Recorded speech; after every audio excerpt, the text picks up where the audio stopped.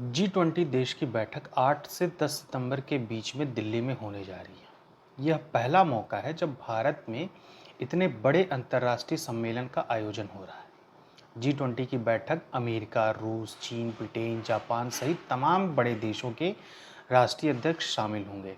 ऐसे में लोगों के मन में यह सवाल उठना लाजमी है कि आखिर G20 है क्या, इसका उपयोजन क्या है, भारत को G20 के आयोजन से क्या फायदा होगा। आइए इस बात को हम आसान भाषा में और सवालों के माध्यम से समझने की कोशिश करते हैं। मन में सबसे पहला सवाल क्या आता है? G20 समिति क्या है और इसका गठन कब हुआ था? तो G20 समिति दुनिया के 20 देशों द्वारा मिलकर बनाया गया एक शक्तिशाली ग्रुप है। साल 1999 में इसकी स्थापना की गई। इससे मजबूत अर्थव्यवस्था वाले देश द्वारा मिलकर आपसी सहयोग से बनाया गया है।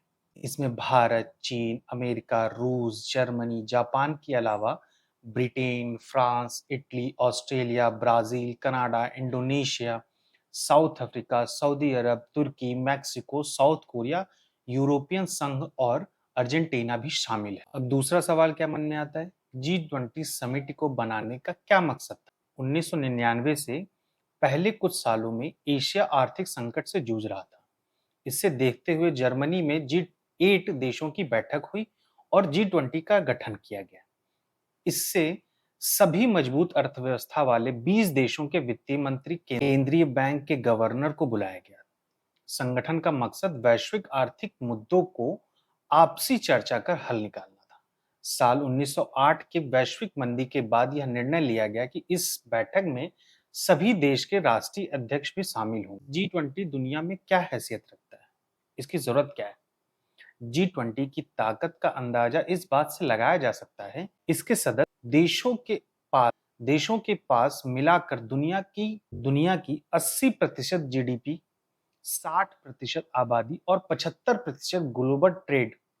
ऐसे में इस सम्मेलन में लिया गया फैसला दुनिया की इकोनॉमी पर बहुत बड़ा असर डालता है। कि G20 के पास क्या विधायी शक्तियां हैं? यूनाइटेड नेशन के तर्ज पर G20 के पास कोई विधायी शक्तियां नहीं है। इस सम्मेलन के दौरान लिए गए फैसले को मानने की कोई कानूनी बाध्यता नहीं है। यह आर्थिक रूप से ताकतवर देशों का एक ग्रुप है।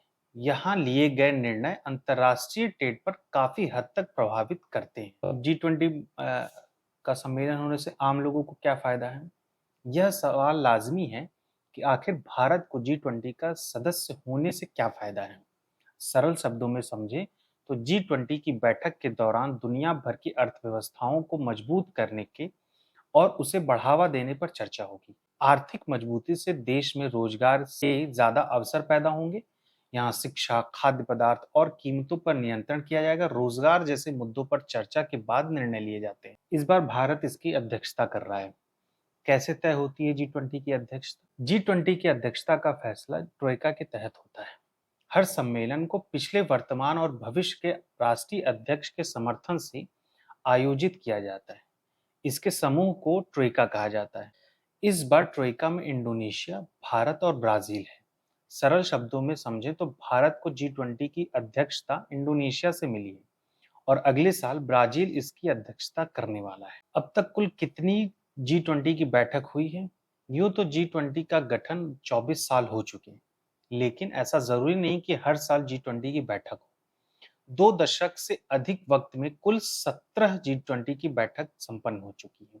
यह 18वां मौका है जब भारत में G20 शिखर सम्मेलन का आयोजन किया जा रहा है। सम्मेलन में क्या गैर G20 देश आएंगे?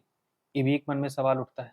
G20 शिखर सम्मेलन के दौरान केवल ग्रुप के सदस्य देश ही इसमें शामिल नहीं होते, बल्कि ऐसे देशों को भी आमंत्रित किया जाता है जो इसका हिस्सा नहीं है। भारत इस बार 9 देशों को आमंत्रित कर रहा है जो G20 के सदस्य नहीं है, जिसमें पड़ोसी देश बांग्लादेश के अलावा मिस्र, UAE, Netherlands, Mauritius, Nigeria, Oman, Singapore और स्पेन शामिल है। G20 का कोई मुख्यालय भी होता है? ये भी एक मन में सवाल उठता है। G20 ग्रुप का कोई मुख्यालय व सचिवालय नहीं है। इसका आयोजन बिना किसी स्थायी कर्मचारी से किया जाता है। सभी 20 सदस्य देश के बीच हर साल रोटेशन की एक प्रणाली है, जिसके माध्यम से नए अध्यक्ष का चुनाव होता है। एक साल के लिए अध्यक्ष बनने वाला देश ही इसकी जिम्मेदारी लेता है कि G20 बैठक का पूर्ण संचार वो करे।